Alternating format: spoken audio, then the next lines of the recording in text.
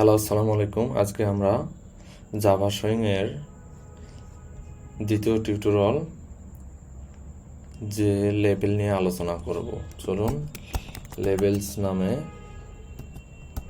একটা file create করি।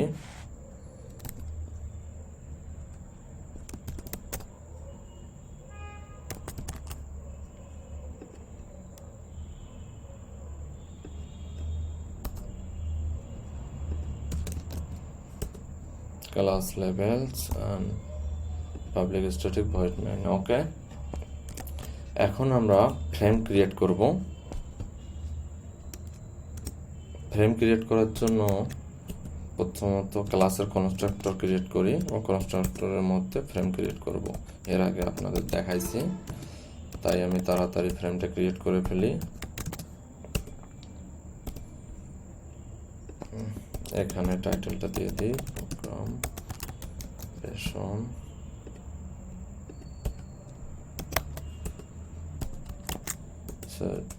যে frame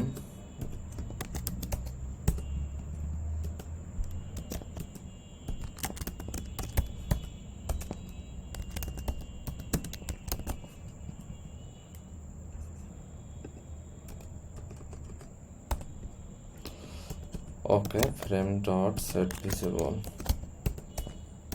true. Frame create complete. আমরা যদি রান করি, সরি দেখতে পাবো না, কারণ মেইন মেথডে ক্লাসটার অবজেক্ট ক্রিয়েট করতে হবে। তো ক্লাসের অবজেক্ট ক্রিয়েট করলে আমরা দেখতে পাবো। আমরা জানি কনস্ট্রাক্টর কল হয় কখন, যখন আমরা ক্লাসের অবজেক্ট ক্রিয়েট করি। ওকে, একটা ফ্রেম দেখা যাচ্ছে। এখন আমরা যে লেবেল ক্রিয়েট করব, যে লেবেল ক্রিয়েট করার জন্য আরেকটা ইম্পোর্ট করতে হবে। সাধারণত ভিএস কোড এগুলো অটোমেটিকলি অ্যাড করে।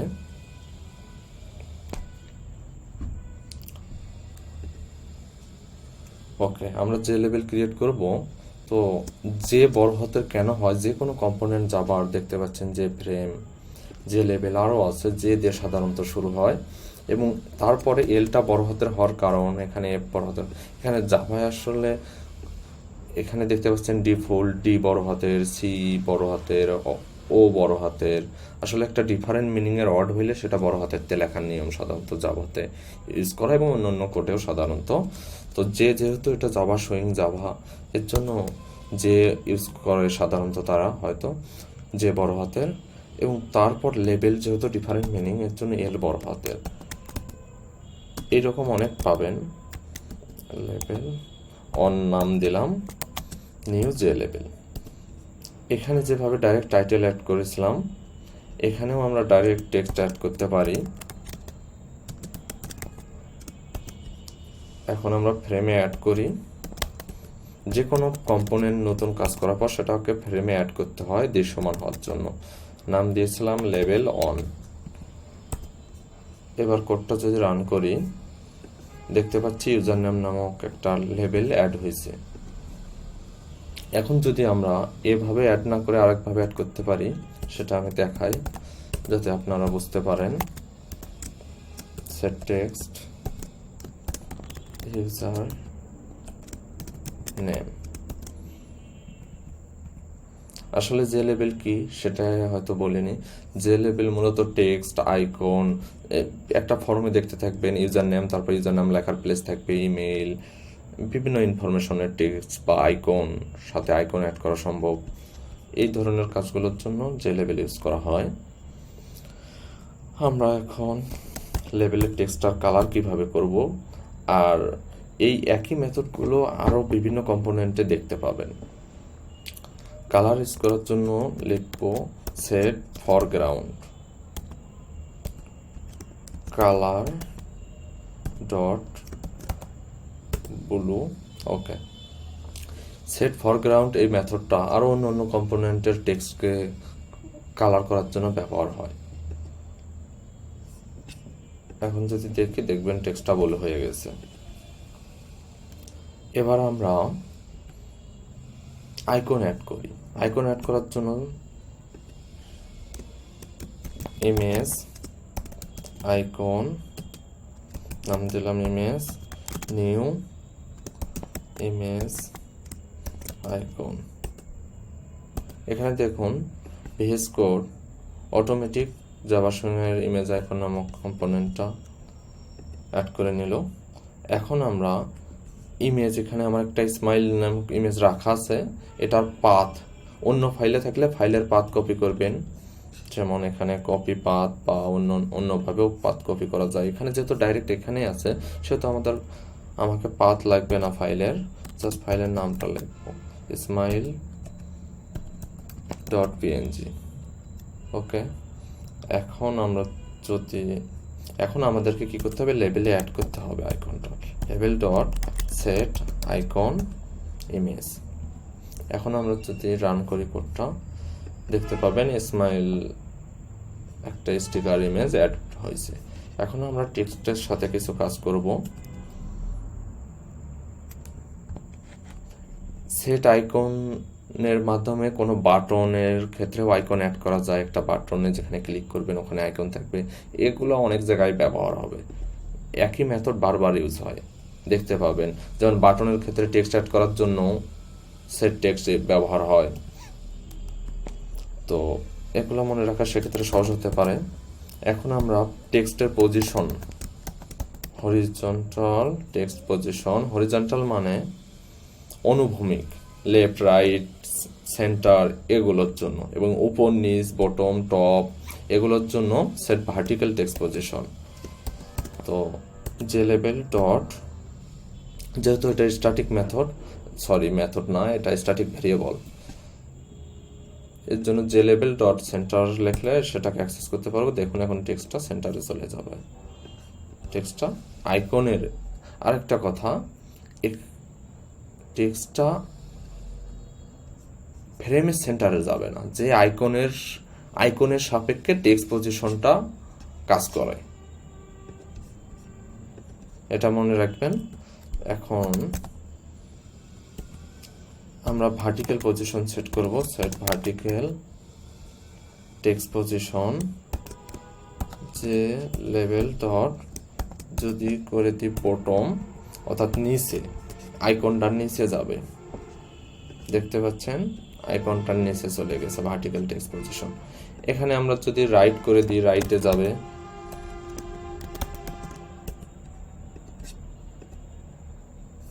দেখুন রাইট যেহেতু বটম আছে, বটমে গেছে। এখানে আরো বিভিন্নভাবে করা যায়, যে লেভেল ডট রাইট লেখা ছাড়াও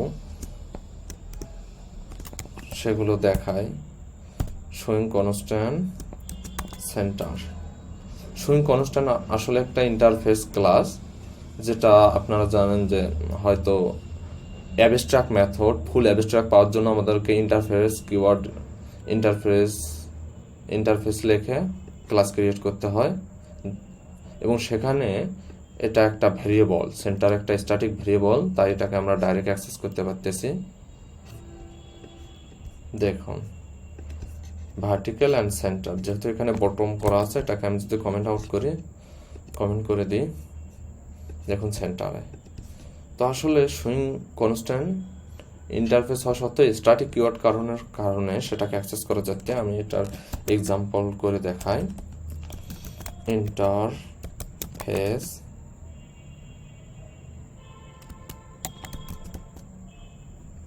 showing constant double S use করলাম, সরি এটা তো একটা ক্লাস। ওকে, ইন্টারফেস নামে একটা ক্লাস, ইন্টারফেস কিওয়ার্ড দিয়ে একটা ক্লাস ক্রিয়েট করা হলো। এখন আমরা যদি ইন্টিজার, ওকে, ছোট হাতের অক্ষর দিয়ে ক্রিয়েট করি, যেহেতু বড় হাতের অলরেডি আছে। 0 এটা আসলে ইন্টিজার ভ্যালু 0 মানে সেন্টার। আমরা ডাইরেক্ট এখানে 0 দিলেও কাজ করতো, দেখাই। টেক্সট পজিশন 0 মানে এটা সেন্টার, দেখুন সেন্টারে দেখাচ্ছে। তো এইটাকে, আর যেহেতু আপনারা বলবেন স্ট্যাটিক কিওয়ার্ড কেন ব্যবহার করলাম না, আসলে ইন্টারফেস ক্লাসের মধ্যে কোনো ডিফল্টভাবে কোনো variable final and static and public হয়ে থাকে। পাবলিক, স্ট্যাটিক অ্যান্ড ফাইনাল ভাবে ডিফল্টভাবে কোনো ভেরিয়েবল হয়ে থাকে, যার কারণে স্ট্যাটিক কিওয়ার্ড ব্যবহার করার কোনো প্রয়োজন নাই। ডিফল্টভাবে এটা static, final and public. Integer value ব্যবহার করা অনেকের জন্য বোঝার ক্ষেত্রে সমস্যা হতে পারে, তার জন্য বিভিন্ন মেথড ইউজ করে হয়। এখন আমরা যদি ওকে কনস্ট্যান্ট ডট সেন্টার এটা থাকলো, এখানে এইটা যে কাজ করে কিভাবে সেটা দেখানোর জন্য এখানে আমি জাস্ট প্রিন্ট করে দেখাবো। এখন ক্লাসের নাম কি, শোয়িং কনস্ট্যান্ট ডট সেন্টার। দেখুন সেন্টারে আছে 0 ভ্যালু, সেটাকে আমরা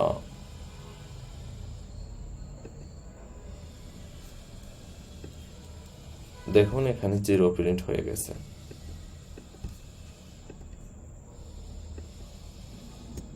আরো ভালো করে দেখানোর জন্য সেন্টার ওকে, এখন দেখুন এখানে সেন্টার 0 ভ্যালুটা প্রিন্ট হয়েছে। তার মানে এটা ইন্টারফেস অ্যাবস্ট্রাক্ট ক্লাসকে আমরা কনস্ট্যান্ট, যেহেতু এটা ডিফল্টভাবে কনস্ট্রাক্টর, তাই ডাইরেক্ট এখানে অ্যাক্সেস করতে পারলাম।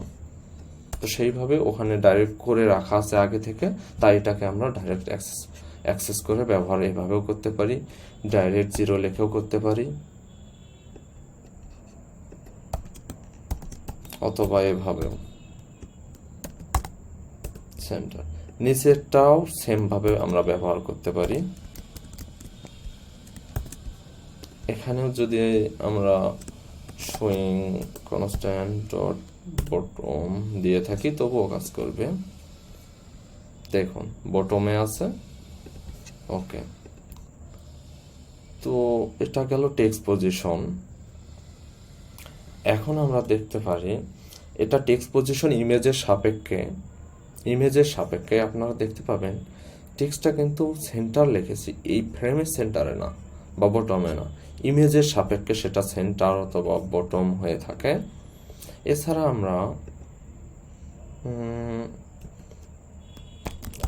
টেক্সট এবং আইকনের মধ্যে গ্যাপ তৈরি করতে পারি, কতটুকু গ্যাপ বা স্পেস আমাদের প্রয়োজন।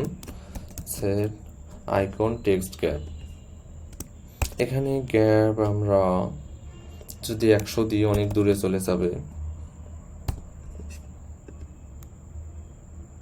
দেখুন কত দূরে চলে গেছে। আবার এখানে মাইনাস করতে পারি আমরা। এখন যদি আমি -50 করি, প্রায় মাঝামাঝি চলে আসবে। দেখুন এখানে চলে আসছে টেক্সটটা, আইকনের মধ্যে ঢুকে গেছে। তো এর মাধ্যমে আমরা নির্দিষ্ট প্লেসে টেক্সটকে পজিশন নির্দেশ করার জন্য গ্যাপ তৈরির মাধ্যমে করতে পারি, টেক্সটকে আরো বেশি কন্ট্রোল। এখন শুধু টেক্সট কন্ট্রোল করলাম। এখন যদি আমরা ইমেজকে কন্ট্রোল করতে চাই, আইকন প্লাস টেক্সট বোথ দুটোকে কন্ট্রোল করতে চাই, তাহলে সেট হরিজন্টাল অ্যালাইনমেন্ট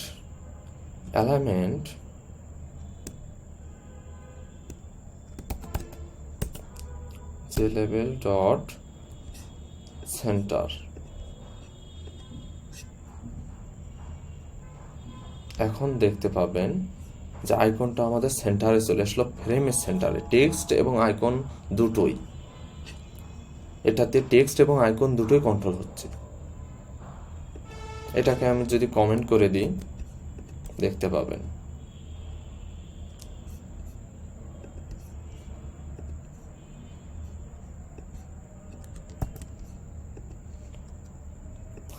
এবং লেভেল সেট ভার্টিক্যাল অ্যালাইনমেন্ট, মানে নিচে কোথায় আমরা রাখবো, যে লেভেল ডট বটম।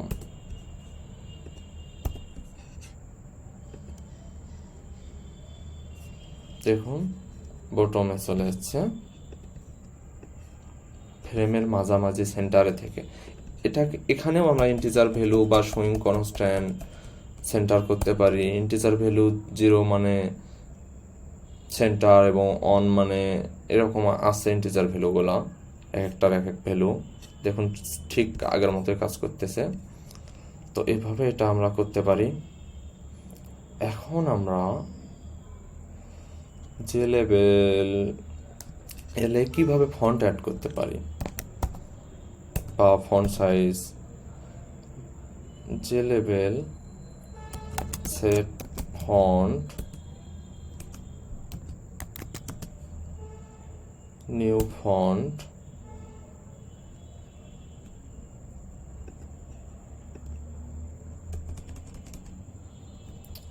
এর মধ্যে ওকে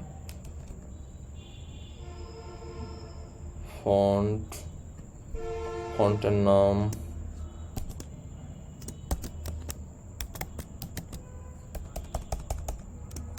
এরিয়াল, ওকে ও টি কাটা গেছে এখান থেকে,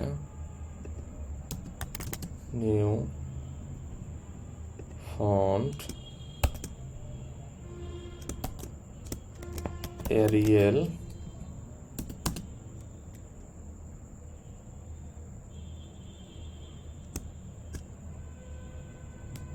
ফন্ট এরিয়াল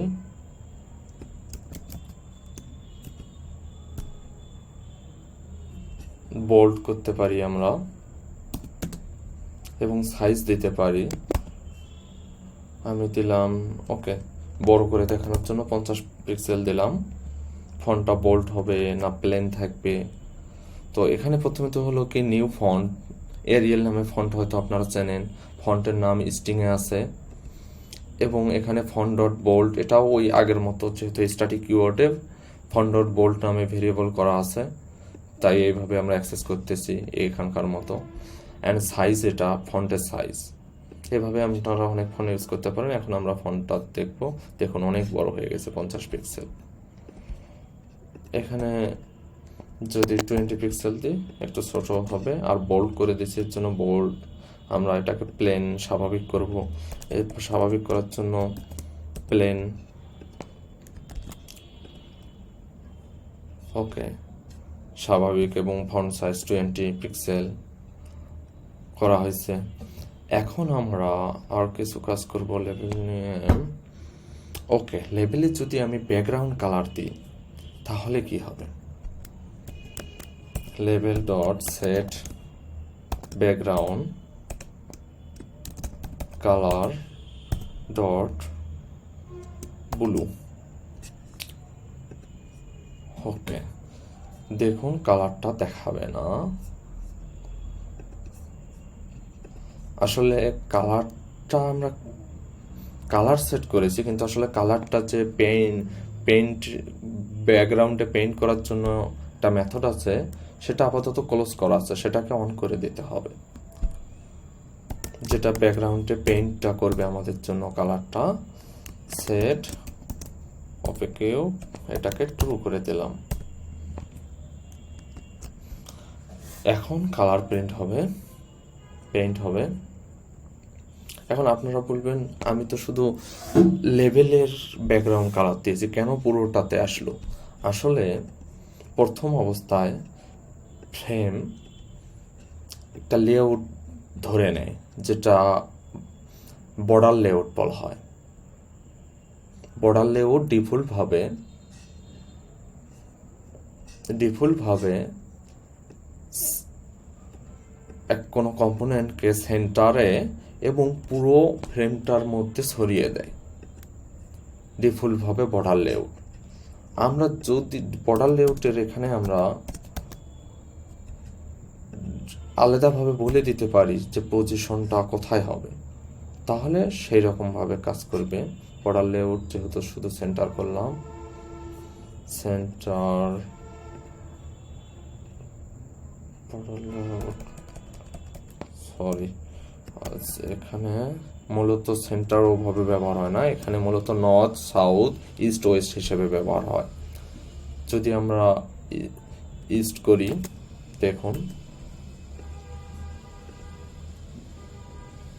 দেখুন ইস্ট রাইট সাইডে চলে গেছে। যদি আমরা নর্থ করি, সামনে যাবে, সামনে চলে গেছে, ওয়েস্ট করলে লেফটে চলে যাবে। এইভাবে বর্ডার লেআউট মূলত প্রথম অবস্থায় বর্ডার লেআউট পুরোটা ছড়িয়ে দেয়, কারণ সে সেন্টারে ধরে নেয় এবং পুরোটা ফ্রেম ছড়িয়ে দেয়। এখন যেহেতু ডাইরেক্ট আমরা নর্থ বলছি, শুধু নর্থ সাইডকে পুরোটা ব্যাকগ্রাউন্ড কালার করে দিতেছে। এবং যেহেতু আমরা কোনো বাউন্ড সেন্ড করিনি যে এটা কতটুকু জায়গা নেবে, এর জন্য সে অনেক একটা বড় জায়গা ধরে পুরোটাকে ব্যাকগ্রাউন্ড কালার করে দিতেছে। এখন যদি আমরা ফ্রেম ডট সেট লেআউট নাল করে দিই, কোনো লেআউট ব্যবহার করব না,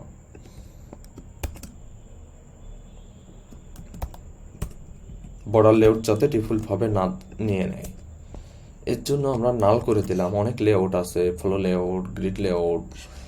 তো এক্ষেত্রে দেখুন আমরা কিছুই দেখতে পাচ্ছি না। যখন আমরা নাল করে দিই লেআউট, তখন এই কম্পোনেন্টগুলোর পিক্সেল অটোমেটিকলি 0 পিক্সেল ধরে নেয়।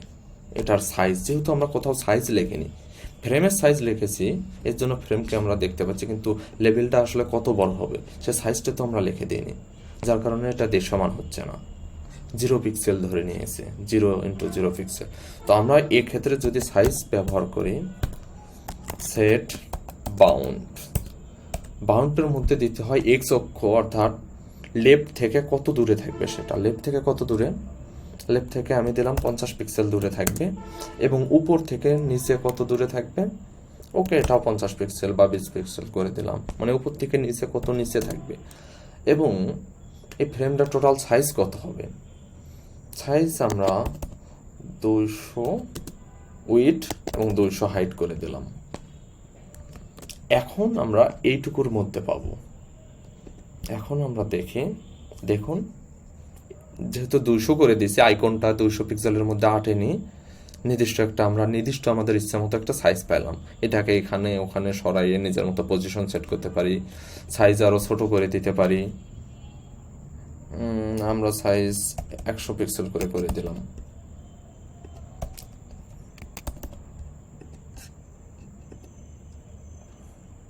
একশো পিক্সেল সাইজ হয়ে গেল।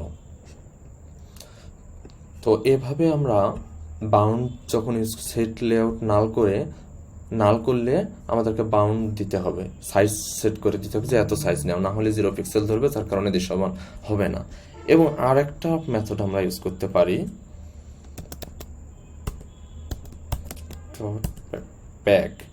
Frame dot pack. এটা আসলে কাজ করে এভাবে, যদি আমরা এগুলোও না দিই,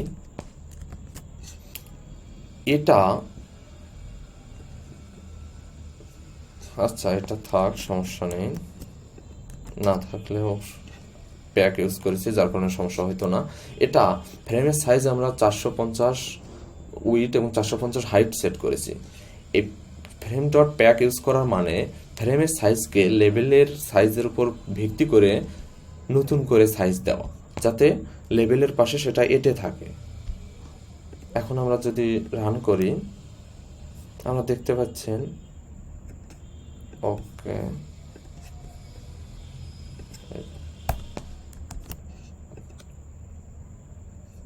দেখুন লেআউটটাকে সরাই দিতে হবে, যেহেতু লেআউট অন হয়েছিল।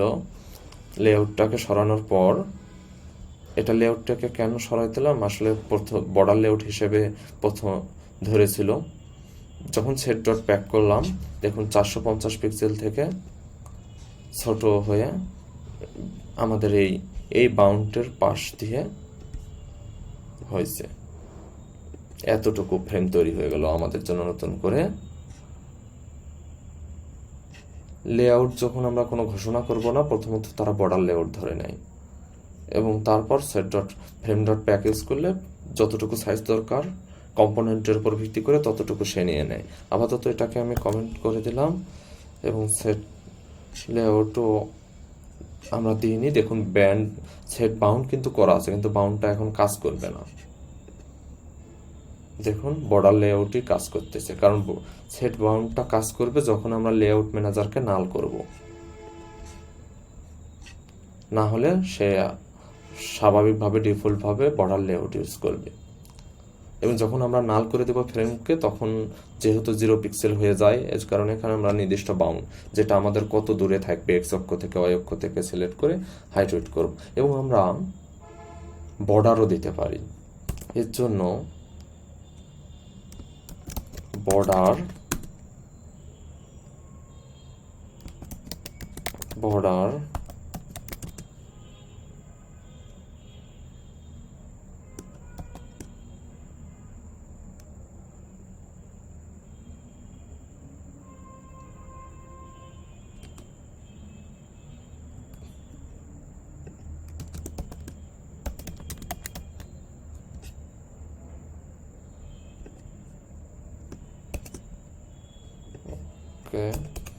বর্ডার দিতে পারি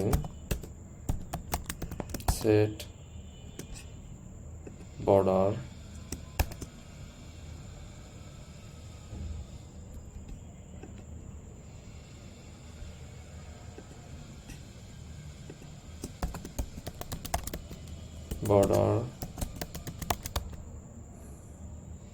বর্ডার নিউ বর্ডার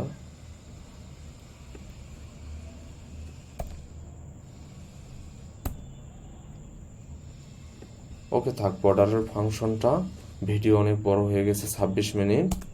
এ বিষয়ে নেক্সট যখন বর্ডার নিয়ে আলোচনা করব তখন আলোচনা করব। এটা ছিল লেভেলের আর কি অ্যাডভান্সই বলতে পারেন, লেভেলের অনেক ব্যবহার দেখাইলাম। যদি আমরা ইমেজ আইকনটা ছোট করতাম তাহলে ছোট একটা পাইতাম, যেহেতু আমার এই আইকনটা ছোট আছে, এই আইকনটা আমি অ্যাড করে দেখাই। দৌড় তো যেহেতু ভিডিওর টাইম অনেক বড় হয়ে যাচ্ছে। buttons.png ওকে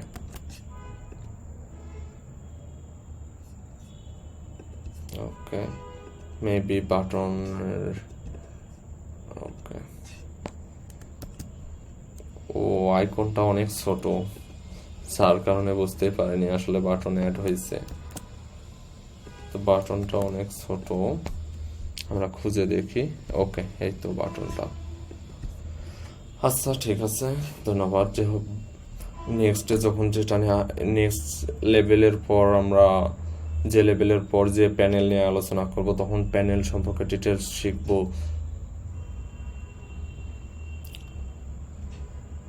আচ্ছা ঠিক আছে,